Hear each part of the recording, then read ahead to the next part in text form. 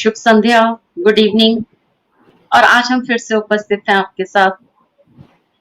तो जैसे कि हम लोग एक मुलाकात कार्यक्रमों का हम लोगों ने थोड़ा सा नाम चेंज किया है और अब हम कहते हैं गूंज समाज की, गूंज साहित्य की, गूंज सुरों की। तो हम लोगों ने इस तरीके से पूरा स्पेसिफिकेशंस के साथ कार्यक्रम करने शुरू किए हैं। तो आज का कार्यक्रम गूंज समाज की के अंतर्गत है, जिसमें हम आपको हमारे विशिष्ट अतिथि हैं श्री राहुल देव जी, उनसे हम आपको मिलवा रहे हैं और हम खुद भी आज उनसे मिलने वाले हैं। आमने सामने बातचीत होगी, कुछ वार्तालाप होगा, बहुत कुछ उनकी बातों से आज हम लोगों को सीखने को भी मिलेगा। तो राहुल देव जी का मैं पूरा परिचय दूंगी और मैं उनको आमंत्रित करती हूँ हमारे मंच पर हमारे साथ। और जैसे कि अनुगूंज आजकल खुद भी भारतीय भाषाओं की तरफ काफी अग्रसर हो रहा है। आप लोगों को पता ही है कि हम लोगों ने संस्कृत भाषा की तरफ एक नया अपना चीजें शुरू करी हैं, नई गतिविधियां शुरू करी हैं। हम लोगों ने मेघदूत से रोज एक शब्द हम लोग दे रहे हैं आपको, और आप उसमें कविता रच रहे हैं। उन शब्दों पे, वो संस्कृत के शब्द हैं, फिर भी आप लोग प्रयास कर रहे हैं उन पे लिखने का। तो ये हम लोगों ने एक शुरू किया है। श्रावणी पूर्णिमा के दिन संस्कृत दिवस होता है। उस दिन हम लोग प्रयास कर रहे हैं कि अगर हमें संस्कृत में लिखने वाले कवि कवित्रियां मिल जाएं तो हम लोग एक संस्कृत पर काव्य गोष्ठी करेंगे, जो कि ये पहला प्रयास होगा हमारा। अजय कुमार सिन्हा जी, ऋचा प्रियदर्शनी जी, आप उपस्थित हैं, बहुत स्वागत है। सरोजनी कौशिक जी, आप उपस्थित हैं, बहुत स्वागत है।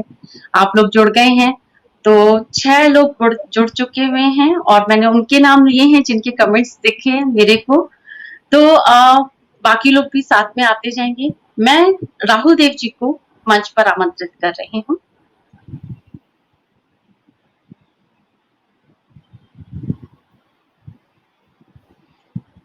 नमस्कार आदरणीय राहुल देव जी, बहुत बहुत प्रणाम आपको और बहुत बहुत स्वागत है। अनुगुण जैसे छोटे से मंच पर आप आए हैं और आपने हमारा निवेदन स्वीकारा, यह हमारे लिए बहुत बड़ी बात है।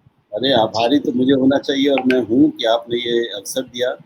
मंच तो आपके कारण बड़ा है, इसलिए छोटे बड़े का कोई सवाल ही नहीं है। हर मंच महत्वपूर्ण है और आपसे बात करके बहुत मजा आएगा मुझे, ये मुझे विश्वास है जी। थोड़ी सी हाँ, मेरी वॉल्यूम आवाज की कम थी तो शायद कम आ रहा। रेखा टोलिया जी, आप आ गई हैं, बहुत बहुत स्वागत है आपका। आभा सिन्हा जी, आप भी आ गई हैं, बहुत बहुत स्वागत है आप लोगों का। तो बातचीत शुरू करने से पहले राहुल देव जी का मेरे पास छोटा सा एक परिचय है, वो मैं आप लोगों को देना चाहती हूँ। आप लोगों में से कई लोग उनको जानते भी होंगे। मैं तो उनको बहुत दिन से ही ट्विटर पर फॉलो कर रही हूँ और बहुत सारे विचारों से इसलिए वाकिफ भी हूँ उनके। प्रोमिला शुक्ला जी, बहुत बहुत स्वागत है आपका इस कार्यक्रम में। तो राहुल देव जी 40 वर्षों से पत्रकारिता कर रहे हैं। इन्होंने हिंदी और अंग्रेजी और मुद्रित और टीवी दोनों माध्यमों में शीर्ष स्तरीय तौर पर काम किया है। अंग्रेजी साहित्य में एमए है। पत्रकारिता की शुरुआत इन्होंने लखनऊ के अंग्रेजी दैनिक दी पायोनियर से की। इसके बाद लखनऊ और दिल्ली में weekly current, probe India, illustrated weekly और दी वीक में काम करने के बाद माया पत्रिका से 1986 में से हिंदी पत्रकारिता में इन्होंने प्रवेश किया। तो आप लोग देख ही रहे हैं कि कितने सारे इन्होंने न्यूज़पेपर्स में काम किया है। और वो दैनिक जनसत्ता के संपादक, दैनिक आज समाज और साप्ताहिक इंडिया न्यूज के प्रधान संपादक रहे हैं। आज तक के प्रमुख पद से टीवी पत्रकारिता की शुरुआत करके इन्होंने दूरदर्शन न्यूज, जी न्यूज, जनमत में एंकर और अन्य शीर्ष जिम्मेदारियां निभाई। सीएनबीसी न्यूज चैनल के प्रधान संपादक और मुख्य कार्यकारी अधिकारी रहे हैं। इस सबके साथ इन्होंने अपनी संस्था सम्यक न्यास के माध्यम से लोक स्वास्थ्य, HIV एड्स, बाल स्वास्थ्य, विकास, पत्रकारिता, पत्रकार प्रशिक्षण आदि पर राष्ट्रीय और यूएनडीपी, यूनिसेफ, यूएनएड्स, नेको जैसी संस्थाओं के साथ कार्य किया है। राहुल देव और सम्यक न्यास की मूल और सर्वोच्च चिंता और सक्रियता हिंदी सहित सारी भारतीय भाषाओं पर गहराते संकट और उनके बचाव, संवर्धन और भविष्य पर विमर्श और लोक जागरण पर केंद्रित थे। केंद्रीय हिंदी समिति के सदस्य रह चुके राहुल देव जी संप्रति गृह मंत्रालय की हिंदी सलाहकार समिति के सदस्य भी हैं। इन्होंने मई 2017 में माननीय राष्ट्रपति द्वारा 2015 का गणेश शंकर विद्यार्थी पत्रकारिता पुरस्कार भी प्रदान किया गया है इनको।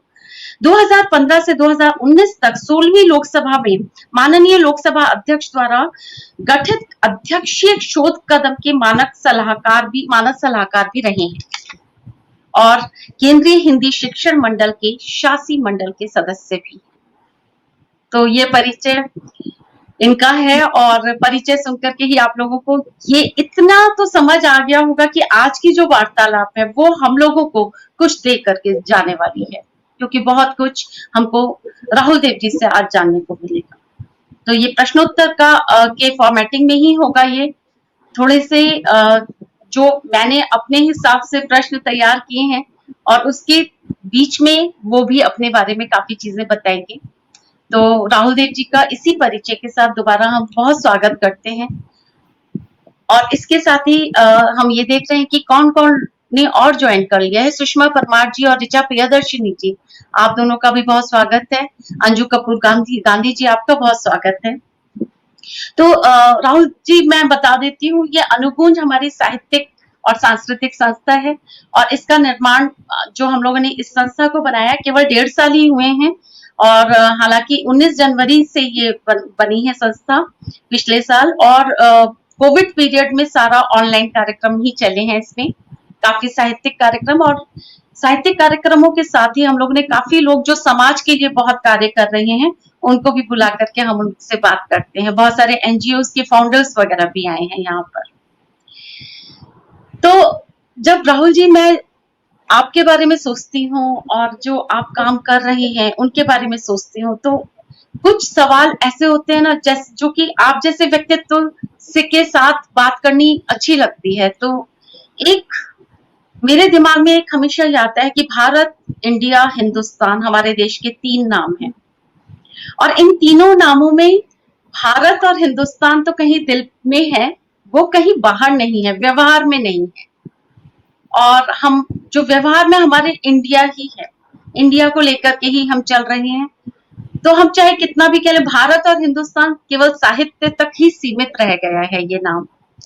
तो कभी ये नहीं समझ में आता कि ऐसा लगता है कि हम लोग कहीं पर 2 नावों में सवार होकर के चल रहे हैं। आपके विचार जानना चाहेंगे इसके बारे में। बहुत बधाई आपको, आपने बहुत सुंदर सवाल से बातचीत शुरू की निवेदिता जी। और ये एक ऐसा सवाल है जो मुझे भी बहुत परेशान करता है। मैं आपको ये बताना चाहूँगा कि जैन मुनियों में इस समय भारत में जो सबसे ज़्यादा सम्मानित अगर कोई मुनि हैं विद्यासागर जी, तो आप किसी जैन से पूछेंगे तो वो उनके महत्व के, उनके प्रभाव के बारे में आपको बताएगा। तो विद्यासागर जी ने एक पूरा अभियान चला रखा है कई वर्षों से कि भारत को भारत कहो, इंडिया मत कहो। और इस बारे में उन्होंने राष्ट्रपति, उपराष्ट्रपति, प्रधानमंत्री, गृह मंत्री, तमाम बड़े ये सब लोग उनसे मिलने जाते रहते हैं। जैन मुनि तो किसी से जाते, किसी के घर नहीं जाते, लेकिन ये सब लोग बार बार उनके पास जाते हैं। तो उनका महत्व थोड़ा इससे आपको समझ में आएगा। और ये बिल्कुल अभियान उन्होंने चलाया है और उनके बहुत से शिष्य और शिष्याएं, जिनमें विजय लक्ष्मी जैन प्रमुख हैं, मैं उनका नाम लेना चाहता हूँ, पूरा जीवन एक तरह से समर्पित करके वो इसी अभियान में लगे हुए हैं, देश भर में इस संदेश को फैलाने के लिए कि भारत को भारत कहना चाहिए। अब मैं आता हूँ कि ऐसा क्यों हुआ और क्यों है, कैसे हो गया ये। देखिए, इंडिया और हिंदुस्तान, ये दोनों शब्द, इनका दरअसल मूल एक ही है जी। ये इंडिया भी इंडस से आया है, यानी सिंधु नदी। और हिंदुस्तानी यानी हिंदुस्तान, यानी हिंदू, यानी हिंद और हिंदी, ये सारे शब्द जो हैं ये सब भी वही उसी इंडस यानी सिंधु से आए हैं। तो जिस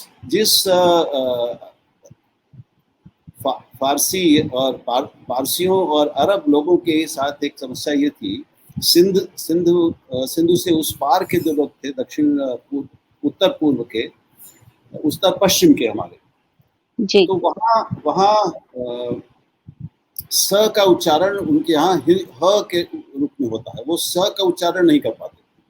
तो ओके। जिस नदी को हम सिंधु कहते हैं, उसका उच्चारण वो हिंदू करते थे।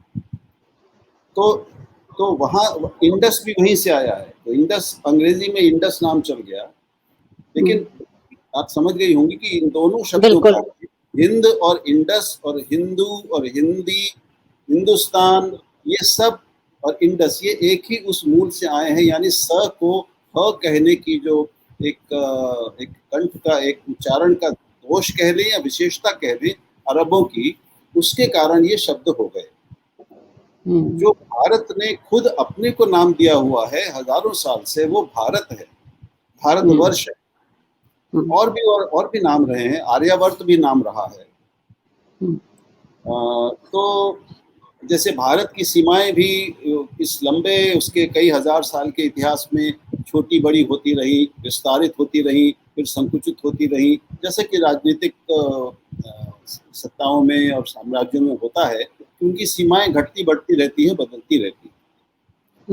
तो एक समय आर्यावर्त चलता था, फिर वो एक पूरा आता है हमारे शास्त्रों में, अगर आपको याद हो, एक जो हर जो पूजा होती है हमारे यहाँ, उसमें हमारे जो पुरोहित होते हैं वो एक संकल्प करवाते हैं यजमान से। तो उसमें आता है जम्बू द्वीपे भरत खंडे पलामासे, इस तरह से।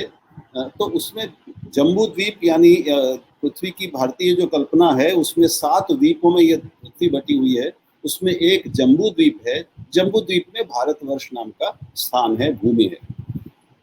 तो भारत का जो मूल नाम है वो भारत है, और उसकी बड़ी कुछ लोगों ने अपने मन से शास्त्रीय विवेचनाएं की हैं, लेकिन वो भरत से भारत आया। तो भरत जिसके राजा थे, सबसे प्रतापी राजा सूर्य वंश में, उनके नाम से ये चला और भारतवर्ष आगे चला है। अब उसका दूसरा पहलू ये है, जो आपने जिसकी ओर इशारा किया, वो ये है कि एक भारत है या हिंदुस्तान है और दूसरा इंडिया है, और ये दो अलग अलग चीजें हैं। ये बिल्कुल सही बात है, आपने बहुत सही पकड़ा। यह एक तरह का बहुत स्पष्ट विभाजन हमारे देश में है, जो भाषा के आधार पर है, सामाजिक आर्थिक स्थितियों के आधार पर है, और सांस्कृतिक सामाजिक आधार पर भी है। अगर आप देखें कि एक वर्ग है जो हमारा शहरी, अंग्रेजी शिक्षित, मध्यवर्गीय या उच्च मध्यवर्गीय, एक ये वर्ग है जो इंडिया में जीता है, और दूसरा ये लगभग 10% का 10% भारतीय ऐसे हैं जो अंग्रेजी के कारण, और अंग्रेजी जानते हैं ठीक से, इसमें कई आकलन हुए हैं, तो एक 10 से 12% संख्या मानी जाती है उन लोगों की जो अंग्रेजी का कार्य साधक ज्ञान रखते हैं, यानी काम चलाऊ ज्ञान रखते हैं। उसमें सच आप भी अंग्रेजी की शिक्षिका हैं, इसलिए आप भी जानती हैं कि जो लोग समझते हैं कि वो अंग्रेजी जानते हैं, दरअसल वो कितनी अंग्रेजी जानते हैं, और अच्छी अंग्रेजी जानने वाले कितने होते हैं। मैं भी अंग्रेजी से प्रेम करने वाला उसका विद्यार्थी हूँ, मैं भी जानता हूँ। लेकिन हम ये मान लेते हैं कि वो 10-12% में ये सारा जो अंग्रेजी वाला वर्ग है वो इसमें आ जाता है। बाकी जो 90% भारत है वो हमारे गाँव में, कस्बों में, छोटे शहरों में और बड़े शहरों में भी वो भारत रहता है, वो इंडिया के साथ साथ रहता है। चाहे वो झुग्गी बस्तियों में रहता हो, चाहे वो छोटे गरीब निम्न मध्यम वर्गीय बस्तियों और मोहल्लों में रहता हो, वहाँ रहने वाले लोग जो मुख्यतः एक उनकी जीवन शैली एक तरह की है, वो उच्च वर्गीय नहीं है। तो ये उच्च वर्ग, उसमें उच्च मध्यम वर्ग और मध्यम वर्ग आता है, वो अलग है, और उसके अलावा बाकी जो अलग है। तो ये 90% का भारत है और भारतीय हैं, ये भारत में या हिंदुस्तान में आता है। और ये जो 10% है वो इंडिया वाले लोग हैं। और ये आर्थिक, कई हमारे बहुत अर्थशास्त्रियों ने भी ये विभाजन किया है। शंकराचार्य देश के बड़े अर्थशास्त्री रहे हैं, वो मुख्य आर्थिक सलाहकार रहे हैं भारत सरकार के। उन्होंने, उनकी एक पूरी किताब है अच्छा। मुझे शीर्षक उसका पूरा याद नहीं आ रहा, मेरे पास है, लेकिन वो इसी भारत और इंडिया का अंतर करती है आर्थिक दृष्टि से, हुँ, आर्थिक, सामाजिक, शैक्षिक दृष्टि से। हुँ, तो एक एक सोशियो इकोनॉमिक और पॉलिटिकल तो नहीं कहेंगे, लेकिन एक जीवन दृष्टि वाली, जीवन शैली वाली एक एक अलग दुनिया है। एक एक विभाजन वो है, तो दूसरा विभाजन, हुँ, दूसरा वर्ग ऐसा है जो एक अपनी हुँ, अपनी भाषाओं में जीता है। वो हुँ, बांग्ला में जीता है, मराठी में, तमिल में, भोजपुरी में, अवधी में, पंजाबी में, इन सब में जीता है। और एक वर्ग ये हुँ, है, जो कुछ लोग हैं जो पूरी तरह अंग्रेजी में जीते हैं, कुछ लोग हैं जो हुँ, आधे के आसपास इस तरह से अंग्रेजी में जीते हैं। तो ये एक भाषिक विभाजन है, ये एक आर्थिक विभाजन है, ये एक सामाजिक विभाजन है, ये एक बौद्धिक विभाजन है, और ये एक सांस्कृतिक विभाजन भी है। बिल्कुल। जी, बहुत तो आप अच्छा आपने समझ गई इस चीज़ होंगी को कि आप समझ गई होंगी मेरी सहानुभूति किसके साथ है। बिल्कुल, बिल्कुल समझ गई और बहुत अच्छी तरीके से आपने इस चीज़ को समझाया भी और कि और जो 10% और 90% का आपने जो भेद दिखाया है, बिल्कुल सही और इस तरीके से हम लोगों को समझ भी आया कि कैसे करके इंडिया किनका है और भारत और हिंदुस्तान किनका है। जी, आपका जो न्यास है, सम्यक न्यास, उसका उद्देश्य और कार्यप्रणाली, इसके बारे में बहुत सारे लोग नहीं जानते हैं, शायद, तो उसके बारे में थोड़ा जानना चाहते हैं आप। धन्यवाद। बहुत से लोग मुझसे पूछते हैं कि सम्यक क्या होता है, सम्यक का अर्थ क्या होता जी हाँ, वहीं से शुरू करें। है। तो ये अब हमारी क्या कहें, बहुत से हिंदी वाले भी जब ऐसा पूछते हैं, या मराठी वाले, हाँ, या भारतीय भाषाओं वाले, तो थोड़ा मुझे दुख भी होता है। हुँ, सम्यक एक ऐसा सुंदर शब्द है जिसका कोई विकल्प नहीं है, अंग्रेजी एग्ज़ैक्टली, के पास भी नहीं है। और उसको अंग्रेजी में कहने की कोशिश करें जिससे शायद लोगों को समझ में आए, तो the most appropriate, hmm, the most correct, the best way to do anything. तो जो सम्यक यानी जो संतुलित है, जो किसी भी चीज को करने का सबसे अच्छा तरीका है, जिसमें कोई अतिवाद नहीं है, कोई हुँ, असंतुलन नहीं है, और वो समग्र है, संयत है, संतुलित है, और सार्थक है, और सकारात्मक है। हुँ, तो अगर आप बौद्ध दर्शन से परिचित होंगी, तो उसमें बुद्ध ने जो मार्ग हुँ, बताए हैं, उसमें क्या क्या उसमें आता है? सम्यक सम्यक वाणी, सम्यक हाँ, जीवन, सम्यक कर्म। तो, हुँ, तो अब समझाने की और जरूरत नहीं। हुँ, जैनियों में भी, जैन वाङ्मय में, जैन दर्शन में भी सम्यक ठीक इसी अर्थ में खूब उसका प्रयोग हुआ है। हुँ, तो सम्यक यानी जीवन जीने का, या बोलने का, या कोई भी काम करने का जो सबसे सही, सबसे ठीक तरीका है, वो सम्यक तरीका है। संस्कृत में तो है ही, ये मूलतः तो संस्कृत का शब्द है, और वहीं से जी, आता है, गीता में भी आता है, उसके अलावा भी आता है। तो मुझे बहुत पसंद था ये नाम, और हम चाहते थे कि हम जो भी करें, तो नाम कैसे हमने लिया, उसका कारण एक तो ये बताया। जब ये सम्यक, मैं और मेरा छोटा भाई संजय, हम दोनों ही पत्रकार रहे हैं, वो भी पत्रकार है, तो हम लोग अलग अलग, हमने एक साथ काम कभी नहीं किया, लेकिन एक साथ पत्रकार अलग अलग जगह रहे।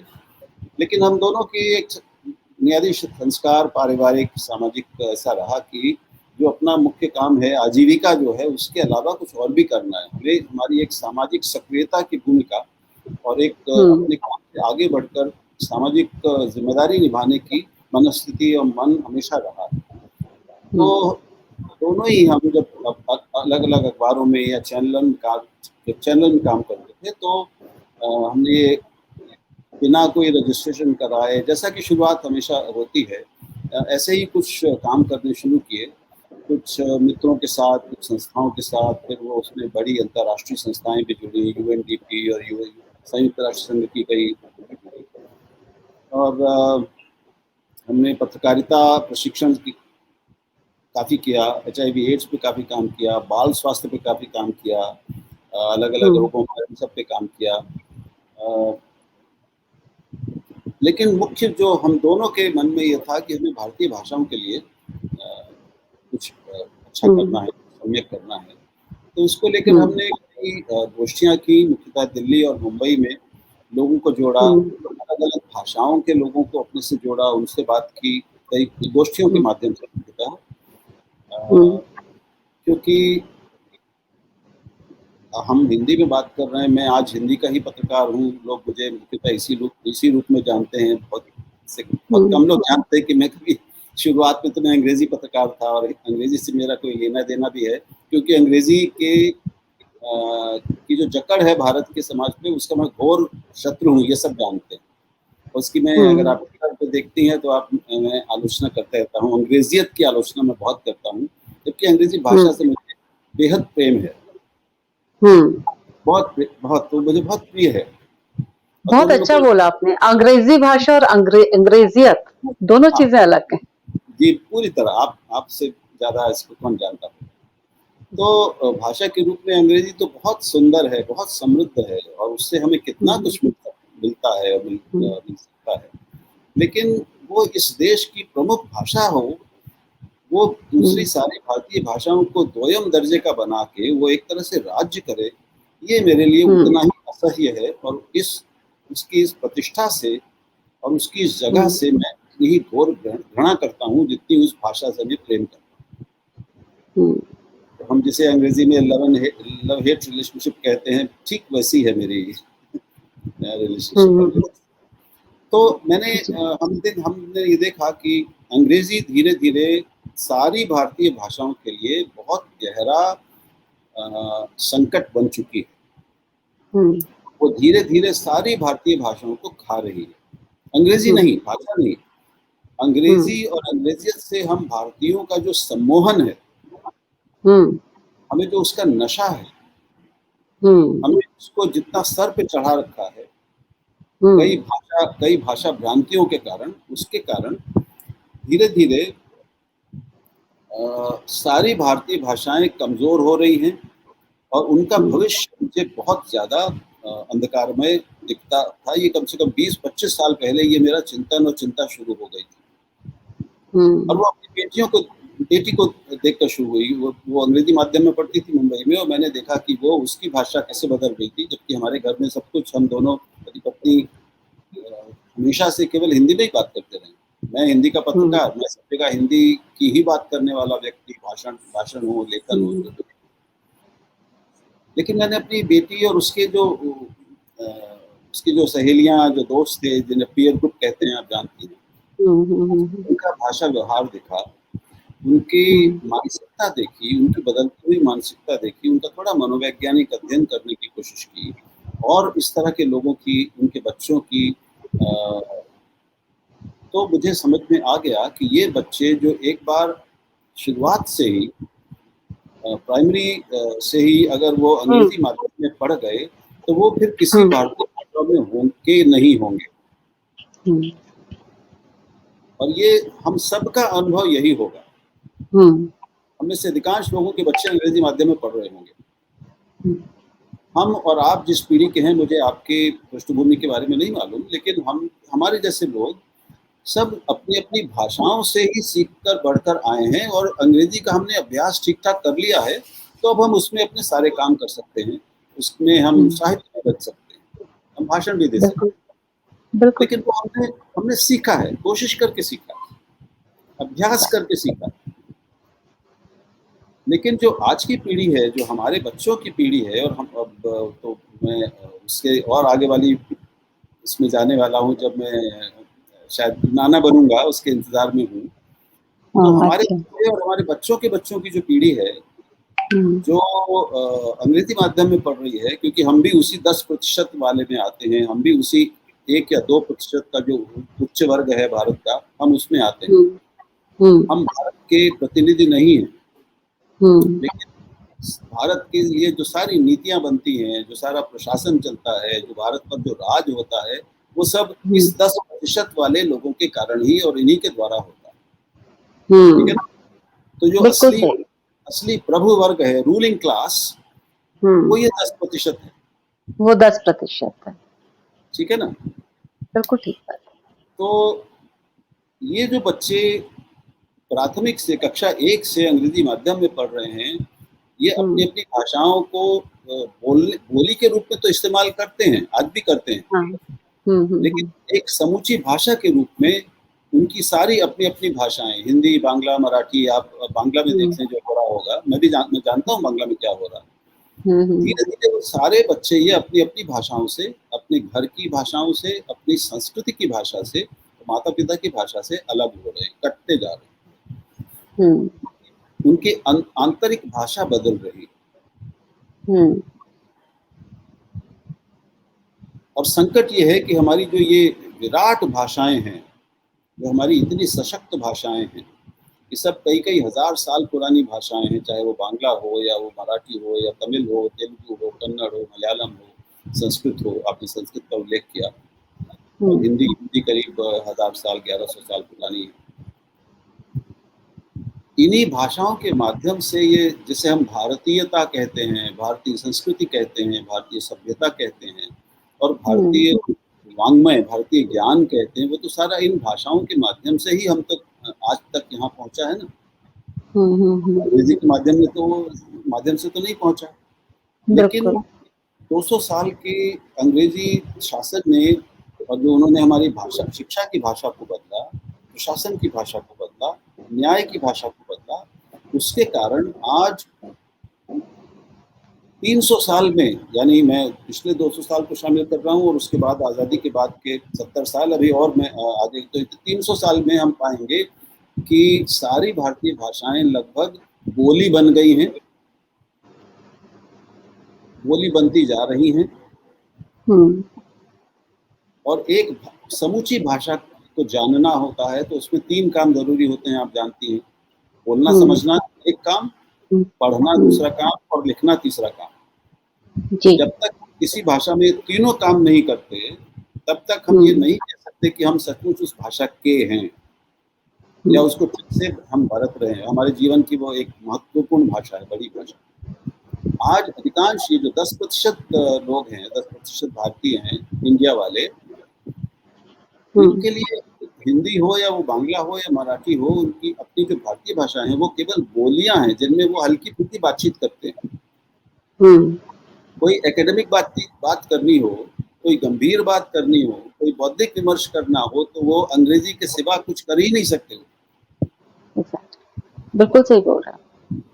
तो ये इसी चीज को मैं अगले और 50 साल 100 साल पर जब प्रक्षेपित करके देखता हूँ, तो मुझे तो दिखता है कि 2-3 पीढ़ियों के बाद इस देश में कोई भी बच्चा अंग्रेजी माध्यम के सिवा किसी भारतीय भाषा माध्यम में पढ़ नहीं रहा होगा। तो जब बच्चे जब उनकी माध्यम भाषा बचपन से ही बदल जाएगी, तो ये भाषाएं बोलेगा कौन, पढ़ेगा कौन, लिखेगा कौन, इनका क्या होगा? मुझे इनका कोई भविष्य नहीं दिखता। ये मेरी मूल चिंता है, और ये सम्यक की मूल चिंता। ये हम दोनों भाइयों को ये दिखा, और हमने फिर उस पर एक, आप कहिए कि मैं भारतीय भाषाओं के लिए हाहाकार सब जगह करता हूँ, 20 साल से कर रहा हूँ। लोगों को डराता हूँ, लोगों को परेशान करता हूँ, मैं उनको खुश करने वाली कोई भी बात नहीं कहता। और कई बार हमारे बहुत से साहित्यकार मित्रों को ये भ्रम होता है कि साहित्य भाषा को बचा लेगा। मैं ये भ्रम दूर करने की कोशिश करता हूँ। आज के युग में, ज्ञान के युग में और तकनीक के युग में साहित्य भाषा को बचा नहीं सकता। वो भाषा एक बहुत ज्यादा बड़ी चीज है साहित्य से।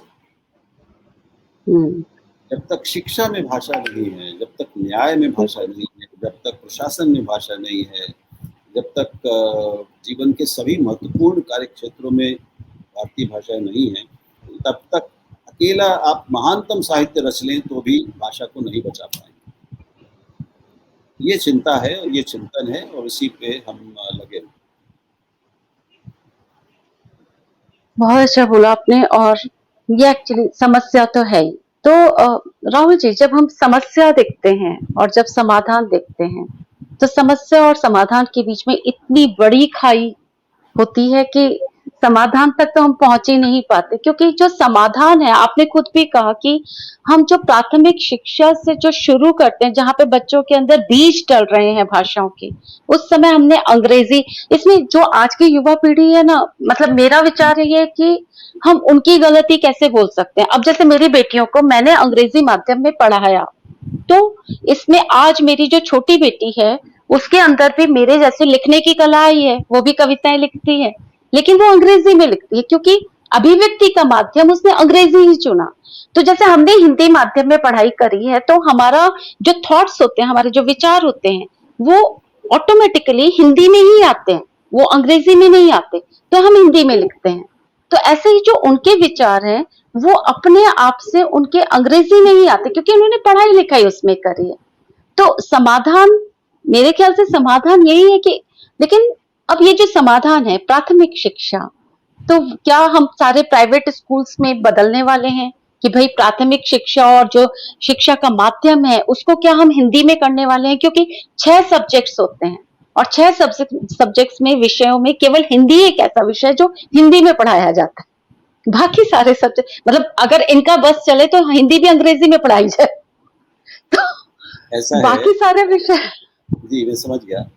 समाधान जी सामने है, जी सौभाग्य से। और मैं एक बार फिर स्पष्ट कर दूं कि अकेली हिंदी की बात मैं कभी करता नहीं, जी अकेली हिंदी की चिंता मैं करता नहीं। जी मुझे सारी भाषाओं की चिंता है और सारी भाषाएं बराबर हैं। हिंदी में कोई सुरखाप के पर नहीं है, सिवाय इसके कि उसके बोलने वालों की संख्या सबसे ज़्यादा बड़ी है, बस। हम्म, हिंदी से ज़्यादा समृद्ध, ज़्यादा पुरानी भाषाएं भारत में हैं। इसलिए ये बात केवल हिंदी का सवाल नहीं, मुझे केवल हिंदी कल जाती हो आज चली जाए मुझे मंजूर है, बशर्ते कि बाकी भारतीय भाषाएं हमारी बच जाए, मैं यहाँ तक जाऊँगा। सौभाग्य से अभी हमारे सामने जो राष्ट्रीय शिक्षा नीति आई है, राष्ट्रीय शिक्षा नीति 2020, अगर आपने वो देखी हो, उसका दस्तावेज पढ़ा हो, तो या मैं बताऊंगा, वो ये जी आप समाधान हमें देती है, वो सारी भारतीय भाषाओं को बचाने का समाधान देती है। और न केवल बचाने का समाधान देती है, वो समाधान देती है कि हमारी शिक्षा व्यवस्था भाषिक और सामाजिक सांस्कृतिक दृष्टि से एक समतापूर्ण शिक्षा व्यवस्था बने। एक ऐसी शिक्षा व्यवस्था जिसमें किसी भी भाषा में पैदा होने वाला बच्चा उस भाषा माध्यम से उच्चतम ज्ञान ग्रहण कर सके और अपने श्रेष्ठतम भविष्य का निर्माण कर सके। ये अवसर देने वाली शिक्षा नीति पहली बार भारत में आई है, इतने दशकों बाद।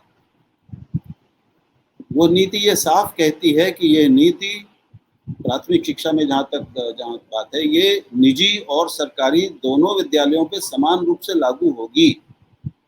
तो अगर उस नीति को लागू किया जाए ईमानदारी से और सख्ती से, तो समाधान है। समाधान। उसका नीति ये कहती है कि कक्षा 5 तक या कक्षा 8, संभव हो बेहतर हो कक्षा 8 तक, सारे विद्यालयों में, यानी निजी और सरकारी दोनों में, स्थानीय मातृभाषा या स्थानीय भाषा, प्रादेशिक भाषा में सारे विषय पढ़ाए जाएंगे। अंग्रेजी भी पढ़ाई जाएगी और वो कक्षा 2 से ही शुरू कर दी जाएगी। तो ये बच्चे अंग्रेजी से वंचित नहीं रहेंगे और उनको केवल हिंदी ही नहीं सिखाई जाएगी, वो अपनी अपनी भाषा के माध्यम से पढ़ेंगे। प्रादेशिक भाषा। आप जानती हैं, दुनिया का हर शिक्षक ये जानता है, ये बुनियादी तथ्य जानता है कि बच्चों के सीखने की और शिक्षा ग्रहण करने की, जिसे हम अधिगम कहते हैं, लर्निंग, उसका सर्वश्रेष्ठ माध्यम, बच्चे के संवेगात्मक विकास का, कॉग्निटिव डेवलपमेंट, उसका सर्वश्रेष्ठ माध्यम मातृभाषा होती है। जी। इस संसार में कहीं कोई बहस नहीं है, आप सहमत हैं? बिल्कुल। तो सारे बच्चों को अगर अपनी अपनी स्थानीय मातृभाषा या स्थानीय भाषा, प्रादेशिक भाषा में के माध्यम से शिक्षा दी जाएगी, साथ में अंग्रेजी भी पढ़ाई जाएगी अच्छी तरह से और दूसरी भाषाएं भी, तो फिर हमारे बच्चे आज के बच्चों की तुलना में उनसे कहीं बेहतर होंगे, क्योंकि वो बहुभाषी बच्चे होंगे। बहुभाषी। नई शिक्षा नीति कह रही है। कि बच्चों को दूसरी और कक्षा 2 और 3 से ही भारत की दूसरी भाषाओं से भी परिचित बनाया जाएगा, खेलों के माध्यम से। वो नर्सरी से ही शुरू कर रहे हैं इसको। वाह! कक्षा 1 बहुत से, अच्छा। जिसे जिसे शाला पूर्व कहते हैं, यानी प्री नर्सरी, उससे शुरू कर रहे हैं कि कई कई भाषाओं की ध्वनियों से, शब्दों से बच्चों को परिचित कराया जाएगा।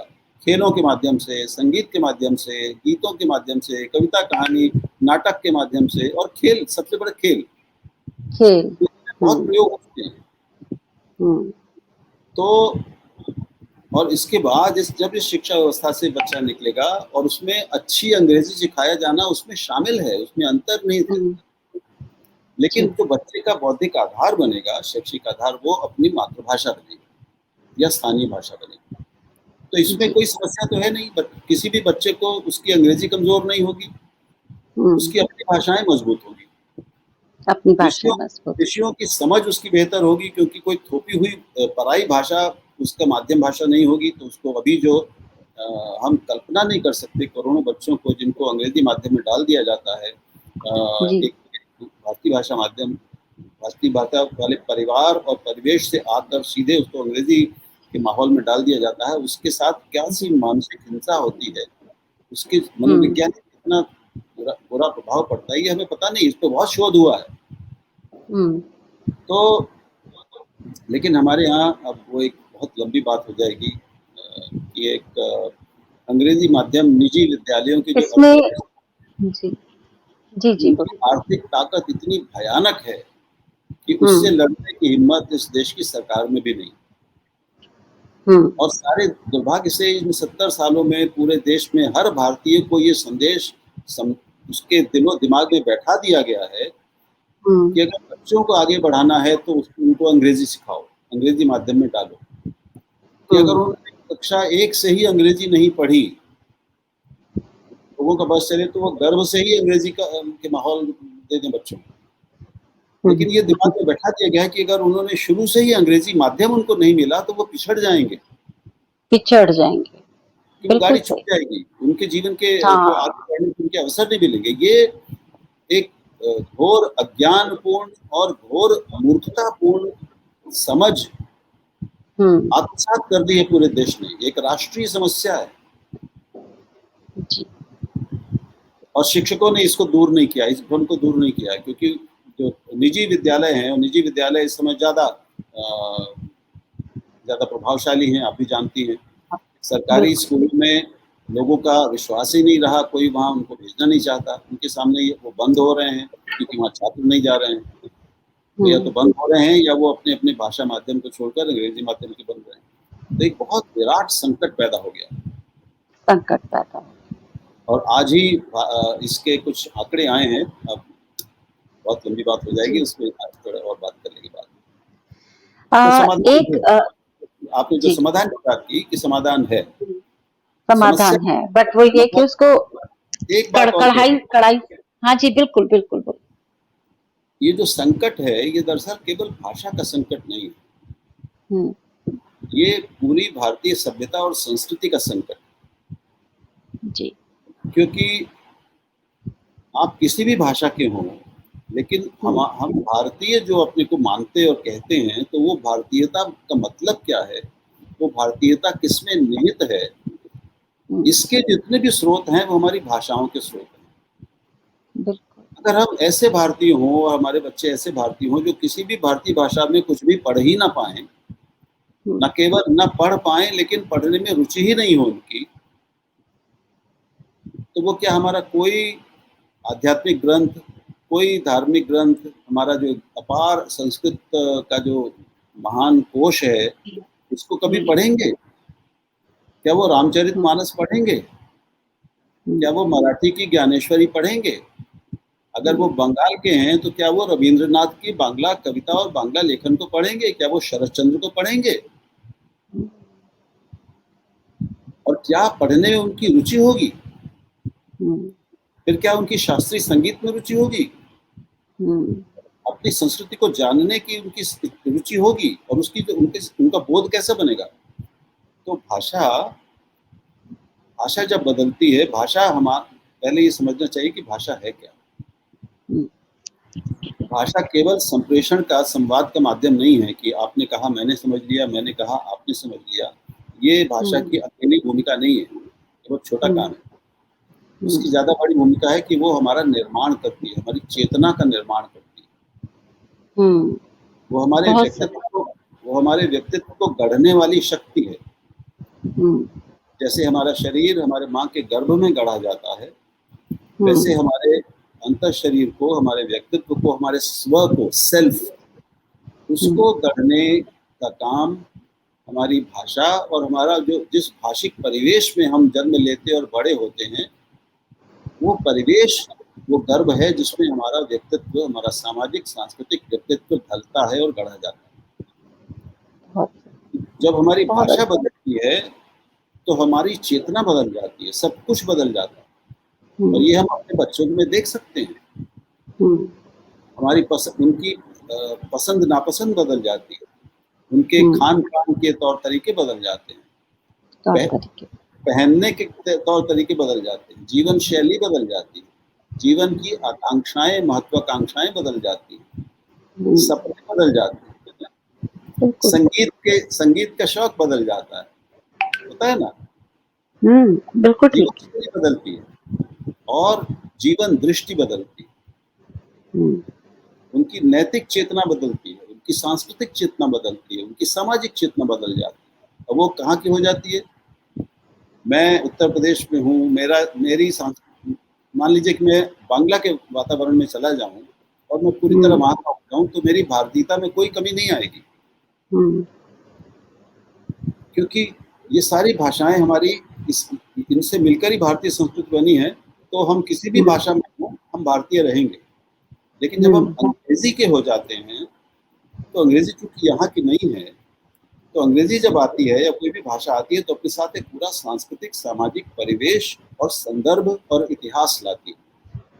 हम्म तो हम पाते हैं कि हमारे बच्चे आज वो अमेरिका को ज़्यादा जानते हैं, अमेरिकन पॉप स्टार्स को ज़्यादा जानते हैं, बिल्कुल सही। अंग्रेज़ी, है ना?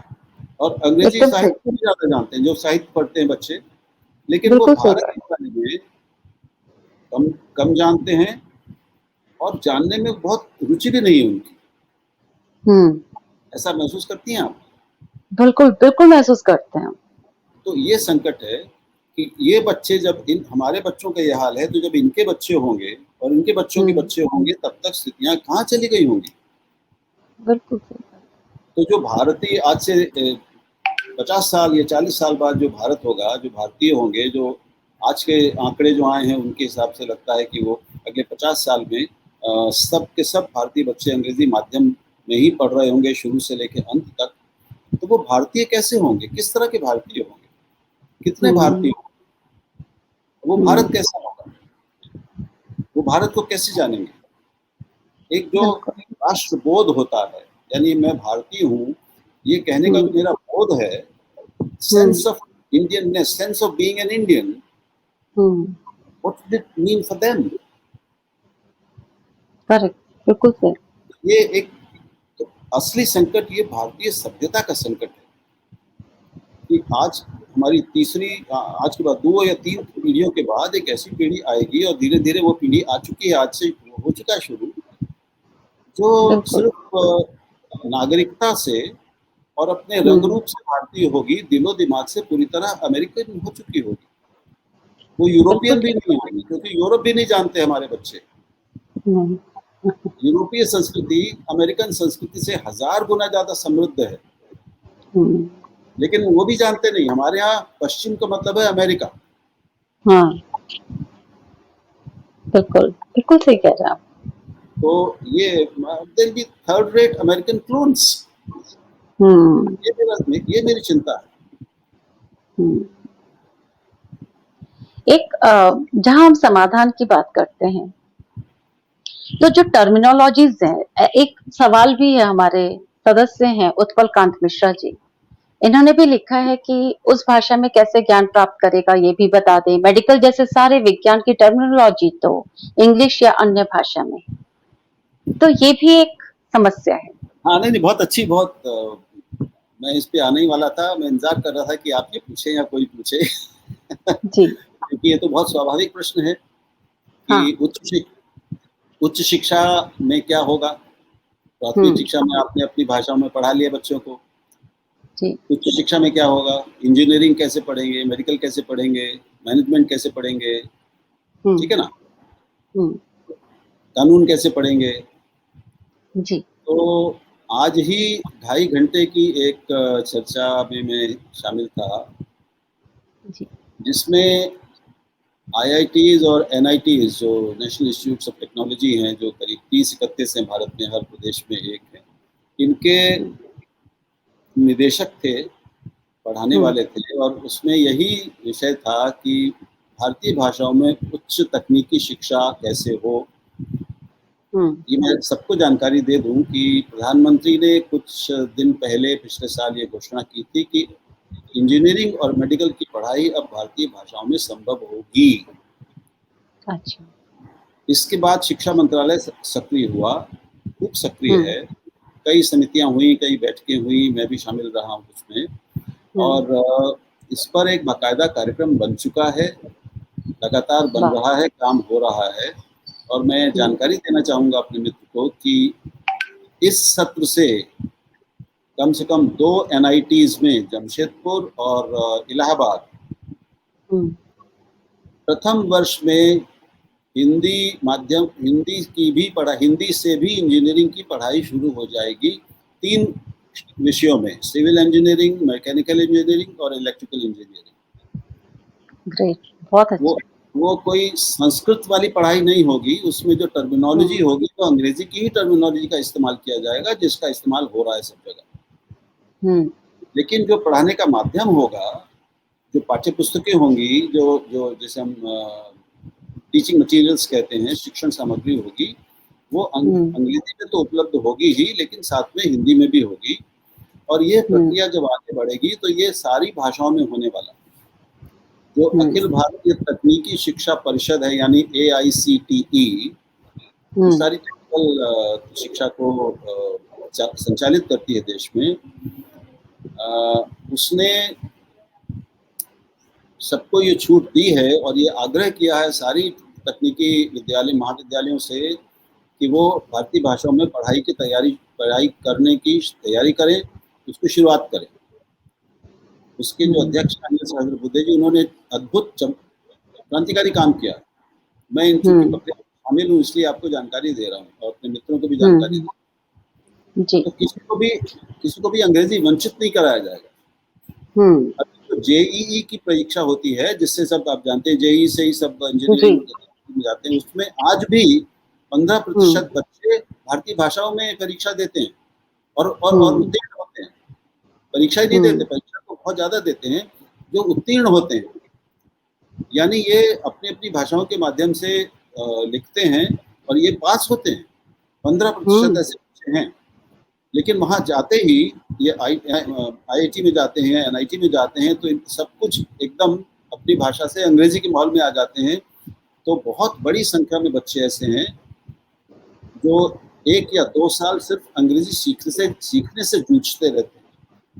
हुँ, तो उन बच्चों के लिए और ये सबको विकल्प दिया जाएगा, जो हुँ, हिंदी से और भारतीय भाषा माध्यम से सीखने चाहें, उनके लिए ये सुविधा उपलब्ध होगी।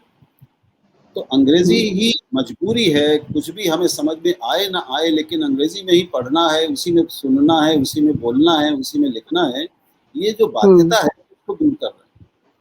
हुँ, उनकी डिग्री में कोई फ़र्क नहीं होगा, उनकी हुँ, पढ़ाई की गुणवत्ता में कोई फ़र्क नहीं होगा। हुँ, एआईसीटीई ने भारत की 11 भाषाओं में हुँ, जो जो अच्छी से अच्छी पाठ्य पुस्तकें हैं, किताबें हैं, हुँ, हुँ, जो शिक्षण सामग्री है, हुँ, उसका 11 भाषाओं में अंग्रेजी से आधे 1 घंटे में अनुवाद करने की क्षमता विकसित कर ली है, सॉफ्टवेयर बना लिया। यानी आप समझिए कि 1 घंटे या 2 घंटे में एक पूरी किताब हुँ, इस सॉफ्टवेयर के माध्यम से अंग्रेजी से इन 11 भाषाओं में अनुवादित हो जाएगी। वाह! ये क्रांतिकारी कदम है। बहुत, बहुत, बहुत अच्छा। तो जी, ये काम हो रहे हैं। अभी लोगों को जानकारी नहीं है उसकी, क्योंकि ये प्रक्रिया अभी शुरू हुई है, चल रही है, लेकिन 2 एनआईटी से इस सत्र में जुलाई अगस्त तक ये शुरू हो जाएगा। अगले साल ये संख्या और बढ़ेगी, और अभी ये केवल पहले साल की फर्स्ट ईयर के लिए किया जा रहा है। ये प्रयोग है, इसका देखते हैं अनुभव कैसा होगा। उसके बाद इसको फिर धीरे धीरे करके फिर द्वितीय वर्ष, फिर तृतीय वर्ष, चतुर्थ वर्ष, इस तरह से आगे बढ़ाया जाएगा। तो एक लंबा कार्यक्रम है, ये सब राष्ट्रीय शिक्षा नीति के अंतर्गत हो रहा है। तो हम सबको जिसकी भी रुचि हो उसको पहले तो उस दस्तावेज को पढ़ लेना चाहिए।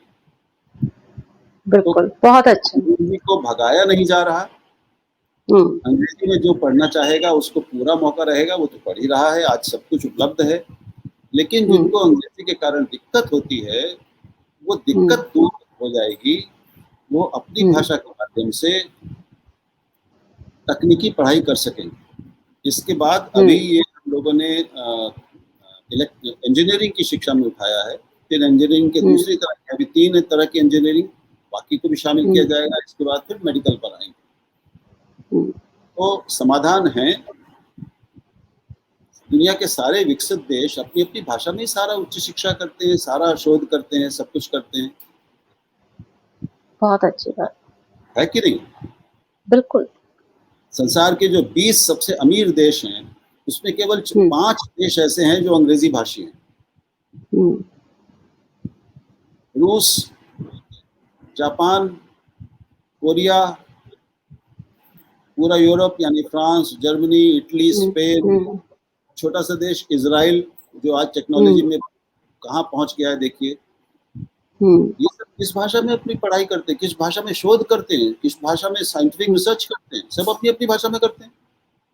सब अपनी अपनी भाषा। ये सिर्फ एक हमारी मानसिक गुलामी है कि हमने अंग्रेजी को यहाँ सर पे बिठा रखा है और ये मान लिया है कि अंग्रेजी के बिना हम कुछ नहीं कर सकते। अब इसको मूर्खता नहीं कहूँ तो मैं क्या कहूँ। बिल्कुल सही बात। एक और बहुत बड़ी बात है, सामाजिक जो हम लोग समाज में ना हम स्वीकार नहीं करते चीजों को, कि कोई अगर हिंदी माध्यम का इंसान है उसको हम बहुत निम्न दृष्टि से देखना शुरू करते हैं। अब मैं जैसे अपना एग्जांपल देती हूँ, मैंने खुद बीएससी बायो किया है और हिंदी माध्यम से किया है। जितने लोग मुझे सुन रहे हैं, आप जो लोग टर्मिनोलॉजी पे क्वेश्चन कर रहे हैं, ये हमने अग्नाशय, आमाशय ये पढ़े ही हैं हमने, और हम लोगों ने हिंदी माध्यम से, मैंने बीएससी बायो के पेपर्स लिखे और उसमें अच्छे मार्क्स फर्स्ट डिवीजन लेकर के हमने पास किया। इसके अलावा इंटर डिपार्टमेंटल हमारा जो इंश्योरेंस इंस्टीट्यूट ऑफ इंडिया का जो इंटर डिपार्टमेंटल एग्जामिनेशन था, उसके भी जो पेपर्स थे वो मैंने हिंदी माध्यम में पढ़े हैं, हिंदी माध्यम में ही सारे क्लियर किए हैं। तो 2 बातें हैं, एक तो खुद की तरफ से आगे होकर के उस माध्यम को स्वीकार करना, मतलब मैं कहीं पे भी डरी नहीं कि हिंदी माध्यम से मैं करूंगी तो मैं कहीं पे नीचे हो जाऊंगी, क्योंकि मुझे ये बात बहुत क्लियर थी कि सबसे बड़ी बुद्धि है और मैंने अगर पेपर्स क्लियर कर लिए और अच्छे नंबर से क्लियर कर लिए तो मैं कॉम्पीट करूंगी। और इसी दिल्ली में, मैं हरिद्वार की लड़की थी, हिंदी माध्यम की पढ़ी हुई, और इस दिल्ली में जब आकर के नौकरी करी तो मेरे को हिंदी माध्यम की यूपी की लड़की बोलकर के सबसे पहले निम्न दृष्टि से गिराया गया ऑफिसेज में भी। और इसी दिल्ली में ईश्वर की दया से इस पूरी दिल्ली के सबसे टॉप पोस्ट पे मैंने यहाँ पे रिटायरमेंट ली। तो वाह वाह। तो ये चीजें मैं आप लोगों को बताना इसलिए चाहती हूँ कि एक तो इंसान का कॉन्फिडेंस, ये बहुत बड़ी बात है जो समाज में ना हमारे उत्साह गिराया जाता है हिंदी माध्यम से। हिंदी माध्यम के लोगों को बहुत निम्न दृष्टि से, छोटे छोटे शहर के लोगों को बहुत निम्न दृष्टि से देखा जाता है जब वो महानगर में आते हैं। तो बहुत, अगर किसी के अंदर कॉन्फिडेंस होगा वो तो आगे बढ़ जाएगा, लेकिन कहाँ पर लोग इस जो अपनी खुद का जो संघर्ष है ना वहां पे लोग छोड़ देते हैं और वो फिर से उन्हीं लोगों के साथ मिल जाते हैं, उसी सभ्यता के साथ, उसी के साथ मिल जाते हैं, क्योंकि उनको लगता है हम इनके साथ कॉम्पीट कैसे करेंगे। तो ये भी एक बहुत बड़ी समस्या है। आपने बहुत बहुत बहुत अच्छा किया, आपने ये अनुभव बताया। ये मैं भी हिंदी माध्यम का पढ़ा हूँ, लेकिन अंग्रेजी मैंने बाकायदा कोशिश करके साधी, और अब मुझे अंग्रेजी वालों के लत्ते उतारने में बहुत मजा आता है, परम आनंद। तो एक ये बात ये है, लोगों को देखिए, लोग भाषा के बारे में गहराई से सोचते नहीं। हुँ, भाषा कोई गंभीर चिंतन का विषय है, ये सोचना भी हमारे समाज ने छोड़ा हुआ है। हुँ, और एक बहुत खोखली सतही सोच है, ये आप जिन लोगों की बात कर रहे हैं, वो बहुत कर रही हैं, वो बहुत सतही, खोखले, आधे-अधूरे लोग हुँ, हैं। लेकिन हुँ, दुर्भाग्य से संख्या उनकी सबसे ज़्यादा है। हुँ, इसका असर बच्चों के और युवा जो हमारे आपके जैसे जब हम युवा होते हैं और आते हैं दिल्ली जैसी जगह पे, हुँ, उसका खराब असर पड़ता है, हमारा आत्मविश्वास टूटता है, आत्मविश्वास। हमारा आत्मसम्मान आहत होता है। हुँ, कुछ लोग हैं जो इस बाधा को पार करके भी सफल होते हैं, अपनी जगह बनाते हैं और फिर उनको इज़्ज़त और प्रतिष्ठा सब मिलता है।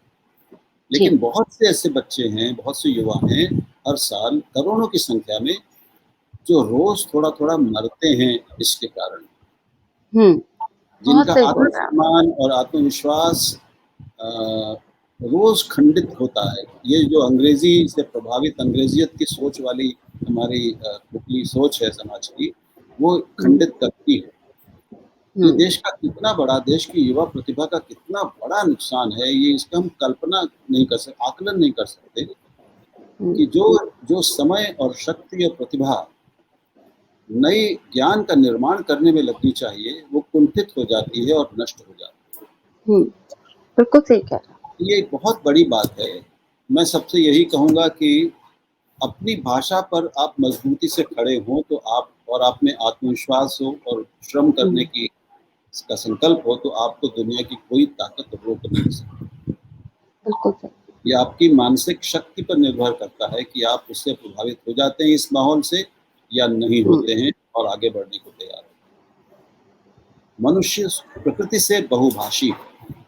हुँ, हम सब में वो क्षमता है कि हम जब जो जिस उम्र में जो भाषा दुनिया की सीखना चाहें, हम सीख सकते हैं। हुँ, अब देखिए बच्चे तो बहुत आसानी से 1, 2, 3, 4, 5 भाषाएँ सीख लेते हैं। आपको जितनी भाषाओं के माहौल में आप उनको डाल देंगे, वो भाषाएँ सारी सीख लेते हैं, सहज सीख लेते हैं। हुँ, 2 से 6 साल तक की उम्र ऐसी होती है जिसमें बच्चा कई भाषाएँ सहजता से सीख लेता है। ये बिल्कुल। ये वैश्विक शोध है हुँ, और नई शिक्षा नीति यही इसी का फ़ायदा उठाने की कोशिश करेगी। वो 2 से 6 साल के बीच में बच्चों को कई भाषाओं का एक्सपोज़र देगी, जी, उनको परिचित बनाएगी। तो ये जो भाषाओं की एक हायरार्की बनी हुई है कि सबसे ऊपर अंग्रेज़ी, उसके बाद भारतीय भाषाएँ नीचे, इसको तोड़ने हुँ, की ज़रूरत। हुँ, अंग्रेज़ी एक बहुत आवश्यक भाषा है हम लोगों के लिए, हुँ, क्योंकि वो हुँ, इस समय आधुनिक विज्ञान की सबसे बड़ी खिड़की है भारत के लिए। बिल्कुल। तो उससे हमें खूब ज्ञान ग्रहण करना है, उसका खूब फ़ायदा उठाना है, हुँ, लेकिन उसको अपनी मालकिन नहीं बनाना। बिल्कुल सही। ये एक बात है और जिस दिन ये भारत समझ जाएगा इस बात को, उस दिन हम सचमुच बड़ा बनने की ओर चलने लगेंगे। अगर हमने हुँ, अंग्रेज़ी सीखने को ही अपने विकास की कसौटी बनाया, अपनी या समझा, अंग्रेज़ी हुँ, में दक्षता हमारे बुद्धिमत्ता की कसौटी रही, तो हुँ, हम सिर्फ़ एक नकलची देश बन के रह जाएँगे जैसा अभी हैं। हुँ,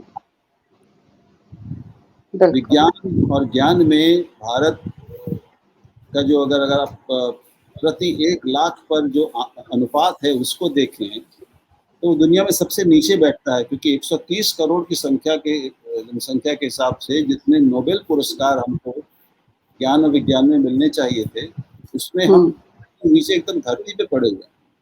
एग्ज़ैक्टली, बिल्कुल। 90 लाख का छोटा-सा इज़राइल हुँ, नीचे से ऊपर तक सब कुछ हिब्रू में करके वो 13 नोबेल जीत सकता है। वाह, वाह! जर्मनी 10 से ज़्यादा, जर्मनी, जापान इन देशों ने देखिए रूस कितने उन्होंने नोबेल जीते हुए हैं, अंग्रेज़ी से नहीं सीखे हैं, अपनी-अपनी भाषा से जीते हैं। हुँ, हुँ, लेकिन हमारी ये जो अंग्रेज़ियत है, उसने हमारी मौलिकता को, हमारे नवाचार को, मौलिक सोच को और मौलिक शोध को इतना प्रभावित किया है कि हमें एक हुँ, नकलची देश बना दिया। बिल्कुल ठीक क्योंकि एक बात। नकलची देश ही ये सोच सकता है कि एक पराई भाषा उसके उद्धार का हुँ, माध्यम हो सकती है। बिल्कुल ठीक बोला। ये डूब मरने की बात है किसी भी समाज के लिए, लेकिन है। है। राहुल जी, आज तो बहुत अच्छा लग रहा है आपके साथ बात करके। एक और चीज हम बात करना चाहते हैं, जो संस्कृत भाषा है। तो पीछे मेरे को बहुत आश्चर्य हुआ कि मुझे मुझे भी नहीं पता था। मैं बिल्कुल बता रही हूँ, मुझे नहीं पता था कि कोई संस्कृत दिवस करके भी हम मनाते हैं। तो वो श्रावणी श्रावणी पूर्णिमा के दिन मनाते हैं। फिर जब मैंने खोज किया तो श्रावणी पूर्णिमा के दिन, तो इसलिए क्या होता है, हर साल उसकी डेट बदल जाती है। इसलिए बहुत सारे लोगों को नहीं पता कि कौन से दिन संस्कृत दिवस मनाया जाता है। एक तो ये बात। दूसरा, संस्कृत के बारे में आपका क्या कहना है कि संस्कृत, हम कहते हैं सब भाषाओं की जननी, हमारे सारे वेद पुराण सब कुछ संस्कृत में है। तो संस्कृत तो विलुप्त ही होती जा रही है। इसको हम कैसे करके खड़ा करेंगे संस्कृत को? देखिए, जब हिंदी हिंदी संसार की तीसरी सबसे बड़ी भाषा है, जी। भारत की तो है ही। हम्म, हमारी बांग्ला, हमारी तेलुगु, हमारी मराठी, हमारी तमिल, हम्म, जब उनका ये हाल है तो फिर संस्कृत का क्या कहें? क्या हाल है? समझने की बात नहीं है। अंग्रेजों ने और इसका एक लंबा इतिहास है, उसमें अभी जाने का समय नहीं है। एक बाकायदा जी। बहुत सोच समझकर, भूत शोध करके अपने हितों के लिए जिस शिक्षा पारंपरिक भारतीय शिक्षा व्यवस्था को नष्ट किया, हम्म, वो गुरुकुल आधारित शिक्षा व्यवस्था थी, जिसमें संस्कृत एक सबसे प्रमुख भाषा थी। स्थानीय भाषाएं भी थी, लेकिन प्रमुख हम्म, भाषा ज्ञान की संस्कृत थी। उसको नष्ट किया और उसकी जगह अंग्रेजी को लाके बिठा दिया, और हम्म। उसका नतीजा हम आज भोग रहे हैं। भोग रहे। लेकिन संस्कृत ही भारत की आत्मा में प्रवेश की कुंजी है। हम्म, बिना संस्कृत के अच्छे ज्ञान के हम भारत की जो मूल आत्मा है उसमें प्रवेश नहीं कर सकते। हम्म। लेकिन संस्कृत को लेकर कुछ भ्रम भी, निवेदिता जी, हम लोगों के मन में बहुत प्रचलित हो गए। जैसे ये संसार की सारी भाषाओं की जननी है, ऐसा नहीं है। ये अच्छा। गलत है पूरी तरह। ओके। वो सबसे पुरानी भाषाओं में से एक है, ये सही है, लेकिन वो अच्छा। संसार की सबसे पुरानी भाषा है, सारी भाषाओं की जननी है, संसार की सारी भाषाएं उससे निकली हैं, ये बिल्कुल गलत है। इस पर आप खुद अगर थोड़ा सा शोध करेंगी, और गूगल पे भी, विकिपीडिया पर, बाकी उस पर, तो आपको कई तथ्य मिल जाएंगे। अच्छा। अब संस्कृत पुरानी है या तमिल पुरानी है, अभी तो इसी पर मतभेद है। आप किसी तमिलनाडु के व्यक्ति से पूछेंगे, तमिल वाले से, तो वो कहेगा कि तमिल संस्कृत से ज्यादा पुरानी है। अच्छा। आपको ये जानकारी है कि नहीं? नहीं। आप पूछिएगा, अपने किसी तमिल मित्र से पूछिएगा, या आप इंटरनेट पर जाएं तो आपको ये सब मिल जाएगा वहाँ। हम्म, और वो संस्कृत को न केवल तमिल को संस्कृत से ज़्यादा पुरानी ही मानते हैं, यानी सबसे पुरानी भाषा भारत की और इस भूखंड की। वो तो कुछ लोग कहते हैं कि संसार की सबसे पुरानी भाषा है। तो लेकिन वो एक भाषा मोह, भाषा प्रेम होता है सब जगह। अपनी अपनी भाषा को लेकर संसार की सभी जो हम्म, प्राचीन भाषाएं हैं, उन सब में एक ये हम्म, रहता है कि हमारी भाषा देव भाषा है, हमारी हम्म, भाषा ईश्वरीय भाषा है। हम उसको देववाणी कहते हैं ना यहाँ पर। हम्म, हम्म। तो वैसे ही जो ज्यूज हैं, उनके लिए हिब्रू ईश्वरीय वाणी है, देववाणी है। अच्छा। जैसे जो जो अरब के लोग हैं, उनके लिए अरबी देववाणी है, ईश्वरीय वाणी है, क्योंकि उसमें कुरान उतरी। हम्म, क्रिश्चियंस के लिए आरमाइक, जिसमें हम्म, पहली बाइबल लिखी गई, वो देववाणी है। हम्म, तो हम्म। ये हम समझते हैं कि हम ही संसार हैं, और जो हमारे पास है वो किसी और के पास नहीं है, ऐसा नहीं है। जी। तो लेकिन हम जहाँ तक भारत की बात है, तो जी। संस्कृत को बचाना बेहद ज़रूरी है, क्योंकि अगर संस्कृत नहीं बचेगी तो फिर भारत की आत्मा का भी बचना थोड़ा कठिन हो जाएगा। लेकिन संस्कृत, देखिए, कभी भी वो जन भाषा नहीं रही। हम्म, 1000 साल से हम्म, वो विद्वानों की भाषा, वो एक विशिष्ट ज्ञान की भाषा, और एक स्तर से एक उच्च स्तरीय ज्ञान और विमर्श और अध्यात्म की और शास्त्र की, वाङ्मय की भाषा रही है। जन भाषा हम्म, नहीं रही। एक साथ एक शास्त्रीय भाषा और कई सारी जन भाषाएं, ऐसा हमारे हम्म। यहाँ रहा। तो अच्छा। जब संस्कृत के नाटक पढ़ते हैं तो उसमें भी हमें एक नाटक में ही जो उच्च स्तरीय पात्र हैं वो हम्म। संस्कृत बोलते हैं, और जो जो निम्न वर्गीय पात्र दिखाए जाते हैं वो स्थानीय भाषाएं बोलते हैं, जिन्हें हम बोलियां स्थानीय कहेंगे। कोई भाषा। हिंदी बोलता है, कोई प्राकृत बोलता है। ओके। तो ये बहुभाषिकता भारत में हमेशा रही है, अच्छा। और बहुत स्वाभाविक भी है अगर आप सोचें तो। क्योंकि हम्म। ऐसा कैसे हो सकता है? अब संस्कृत जब हम ईश्वरीय भाषा मान लेते हैं, बहुत से लोगों का ये है कि संस्कृत तो पूरे अपने पूर्ण विकसित रूप में अचानक प्रकट हो गई, हम्म। भारतीयों को मिल गई। ऐसा होता है? ऐसा नहीं होता। क्योंकि हम्म। ये तो तभी हो सकता है कि जब गंगा जी भी प्रकट हुई, वो आई और उनको भगीरथ ने अपनी शिव जी ने अपनी जटाओं में धारण कर लिया। तो क्या ऐसा सचमुच हुआ होगा? ऐसा तो नहीं होता। तो हम्म। पौराणिक आख्यानों में पौराणिक कथाएं सत्य और इतिहास नहीं होती। हम्म।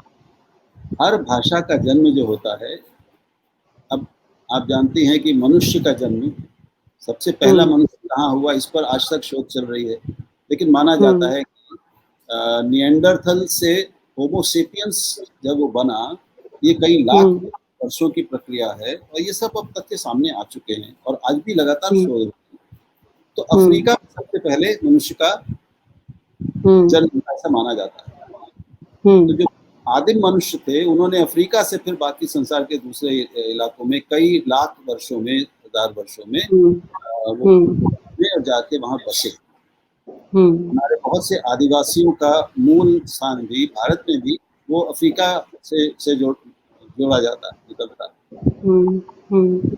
तो मनुष्य जहाँ जहाँ गया, मनुष्य संस्कृति अलग अलग रूपों में अलग अलग जगह विकसित हुई, अलग भाषाओं हम्म। में विकसित हुई, अलग समुदाय हम्म। बने, कबीले यानी ट्राइब्स बनी। फिर उनमें एक हम्म। शहरीकरण हुआ, फिर उनमें संगठन बना, और फिर हम्म। शहर बने, शहरी सभ्यताएं हम्म। विकसित हुई, और ये अलग अलग तमाम सभ्यताएं दुनिया में विकसित हुई। हम्म। तो ये मानना कि ये सब कुछ सबसे पहले संस्कृत में और भारत में हुआ, ये कुछ ज्यादती हो जाएगी। जाती हो जाएगी। संस्कृत का भी विकास हुआ है। वैदिक संस्कृत अलग है, और उसके हम्म। बाद की जो संस्कृत है उसको लौकिक संस्कृत कहते हैं। जो वैदिक हम्म। जो संस्कृत साहित्य की भाषा है, जो कालिदास की भाषा हम्म। है, उनमें बहुत हम्म। अंतर है। हम्म। अगर आप वेद पढ़ें तो वैदिक संस्कृत, और आप कालिदास को पढ़ें उसकी संस्कृत, या आप महाभारत को पढ़ें और रामायण को पढ़ें उस संस्कृत में, दोनों में बहुत अंतर है। हम्म। तो संस्कृत भाषा का भी एक क्रमिक विकास हुआ है, और वो लगातार होता रहा है।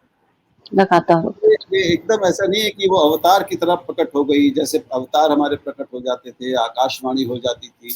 ये मिथक है, माइथोलॉजी है, मिथक। इनको हम्म। सत्य नहीं मानना चाहिए।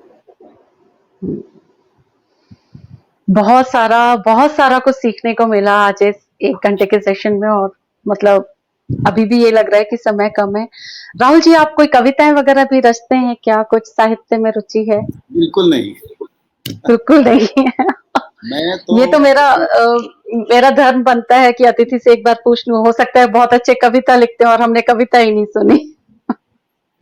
देखिए, मुझे कविता पढ़ने का, साहित्य पढ़ने का बहुत शौक है। मैं पढ़ता हूँ, इसका जी। आनंद भी लेता हूँ, लेकिन कई बार ये संकोच भी होता है, क्योंकि हमारे संस्कृत सुभाषित के अनुसार तो जिसे संगीत और साहित्य का ज्ञान नहीं है, जो ये नहीं करता, वो तो बिना पूंछ के मनुष्य है। एक है ना, आपने शायद संस्कृत में पढ़ी होगी, एक कहावत बिल्कुल ऐसी बिल्कुल, होती पढ़ा हुआ है। है। हाँ, तो मैं तो जी। कला विहीन, साहित्य विहीन, संगीत विहीन व्यक्ति हूँ। तो मैं तो इसलिए सभ्य कहलाने योग्य भी नहीं हूँ। लेकिन क्या मैं बात इसको कर रहे हो? वरदान कैसी के रूप बात? में देखता हूँ कि मुझमें साहित्यिक कोई भी प्रतिभा प्रकृति ने नहीं दी, या ईश्वर ने नहीं दी। उसका फायदा एक ये हुआ कि मैं साहित्य के ही चक्कर में फंसा नहीं, मैं भाषा को उसके साहित्यिक आयाम से अलग भी देख पाया, देख पाया। आज भी बहुत बड़ी देखता बात हूँ। है। हम्म। क्योंकि मैं पाता हूँ कि हमारे जो साहित्यकार मित्र हैं, वो साहित्य में ही इतना डूब जाते हैं हम्म। कि उनके लिए साहित्य ही भाषा हो जाता है। भाषा का हम्म। मतलब साहित्य, और वो भाषा का इसी में मतलब सही। डूबे रहते हैं। वो अगर साहित्य निर्माण ना करें, वो साहित्य ना हो, तो हमारी भाषाएं अधूरी और खोखली रह जाएंगी, उनका प्राण और उनका रस निकल जाएगा। तो साहित्य तो अनिवार्य है, वो प्राण तत्व है भाषा का, लेकिन वही सब कुछ नहीं है। वही सब कुछ। साहित्य तो साहित्य के साथ साथ भाषा में ज्ञान भी चाहिए, विज्ञान चाहिए। वो जो रोज भाषा की भूमिका कहीं ज़्यादा बड़ी है साहित्यिक भूमिका से। तो मैं उस भाषा के उन आयामों को भी देख सका, ये शायद इसलिए हुआ कि मैं स्वयं साहित्यिक रचना में उसकी प्रतिभा से वंचित रहा। वरना मैं भी उसमें फंस जाता और मैं कहता देखिए मैंने क्या लिखा है, मैंने कविता लिखी है, मेरी कहानी लिखी, फिर मैं उसकी आलोचना में जाता। एक पूरी साहित्य का एक पूरा एक बड़ी बहुत भारी दुनिया है, बड़ी समृद्ध रसमय दुनिया है, लेकिन वो अंततः अधूरी दुनिया है। और आप इतनी विस्तृत तरीके से जो आप भाषाओं पे काम कर रहे हैं, वहाँ वो भी आपका दायरा थोड़ा सीमित ही हो जाता है, तो, क्योंकि मैंने जो कुछ आपसे बातें की हैं वो मैंने सब पढ़कर सीखा है और निरीक्षण से सीखा है। और मैं ये भी कह दूं कि हिंदी के बारे में भी और भारतीय भाषाओं के बारे में भी या भाषा मात्र के बारे में जो मेरी समझ बनी है वो लगभग 90% तो अंग्रेजी में पढ़ के बनी। तो अगर मेरी अंग्रेजी अच्छी नहीं होती, मैं अंग्रेजी की दुनिया में भी, मैं आधा अंग्रेजी में रहता हूँ, आधा हिंदी में रहता हूँ। हाँ, बिल्कुल। तो अंग्रेजी की दुनिया में मैं बैठा नहीं होता और आज भी ना बैठूं, उसमें मैं खोजूं नई चीजों को, तो मैं भाषा को भी, भाषा के बारे में जो भी मेरी समझ बनी है वो नहीं बन पाती। बिल्कुल सही बात। क्योंकि भाषा विमर्श भी, भाषा को लेकर जो गंभीर चिंतन, जो पुस्तकें, लेखन, जो विमर्श हुआ है, वो अंग्रेजी में इतना ज्यादा है, हिंदी में उसका 1000वां हिस्सा भी नहीं है। बिल्कुल सही बात। तो आज जो सबसे अच्छी बात हमने सीखी आज आपसे कि अंग्रेजी माध्यम को हमको उसको प्रयोग में लाना है अपने ज्ञान बढ़ाने के लिए, लेकिन उसको अपने सर पे नहीं बिठाना है। अपने सर पे जो हमारे भारतीय भाषाएं हैं उनको अपनाना है पूरी तरीके से, और ज्ञान के लिए अगर हम किसी और भाषा का प्रयोग करते हैं वो हम कर सकते हैं, लेकिन उसको अपने सिर के ऊपर नहीं बिठाना है। बहुत अच्छा लगा आपसे बात करके, और बहुत सारी चीजें जो मुझे भी नहीं मालूम थी, जैसे संस्कृत को मैं भी यही बोलती थी भाषाओं की जननी है, वो काफी मिथ आपने आज बताया कि मिथक है, और बहुत अच्छी अच्छी चीजें पता चली आज आपसे, और हम आपके बहुत आभारी हैं। हम पूरा अनुगुंज पटल और जितने श्रोता गण से मेरे को एक बहुत ज्यादा मैं उनसे इस चीज के लिए क्षमा मांगती हूँ कि मैंने आप लोगों के कमेंट्स नहीं पढ़े और कमेंट्स ज्यादा ध्यान नहीं दिए। आप लोग सब जुड़े हुए हैं, क्योंकि अगर मैं इतने कमेंट्स पढ़ती रहती तो शायद हमारे जो विचारों का तारतम्य थोड़ा टूट जाता राहुल जी का, और जितनी चीजें हमें पता चल पाई उनमें से शायद हम कुछ चीजों से वंचित रह जाते। तो हम लोग पढ़ेंगे आपके कमेंट्स और राहुल जी भी देख लेंगे आपके कमेंट्स। राहुल जी आपसे बस एक निवेदन है कि अनुगुंज पटल पर ये कमेंट्स आप देख लीजिएगा, तो अगर किसी को कुछ आगे आगे जानकारी चाहिए तो आप प्लीज उनको कमेंट्स के रिवर्ट कर दीजिएगा। और बहुत बहुत अच्छा लगा, बहुत धन्यवाद सब श्रोताओं का, और आपका बहुत धन्यवाद। धन्यवाद आपका, क्योंकि आपने मुझे इतना अच्छा मंच दिया, इतना मौका दिया अपनी बात कहने का, और इतने अच्छे सवाल आपने पूछे। बहुत बहुत आभार। बहुत आभार।